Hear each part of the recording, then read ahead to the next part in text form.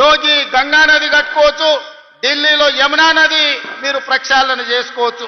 మరి తెలంగాణ ప్రజలు ముఖ్యంగా నల్గొండ బిడ్డలు మూసీ నది ప్రక్షాళన ఎందుకు చేసుకోకూడదు? మూసీ మురికిలోనే మేము చావాలనా?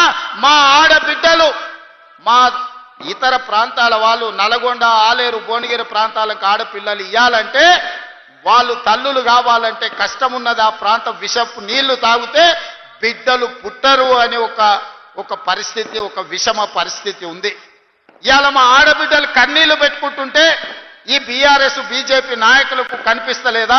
పుట్టబోయే బిడ్డలు కాలొంకరనో కన్నొంకరనో లేకపోతే బలహీనతలతోని బలహీనంగా పుడితే ఆ పాపం, ఆ ఉసురు మీకు తలగదా అని చెప్పి బీజేపీ బీఆర్ఎస్ నాయకులను అడుగుతున్నానే.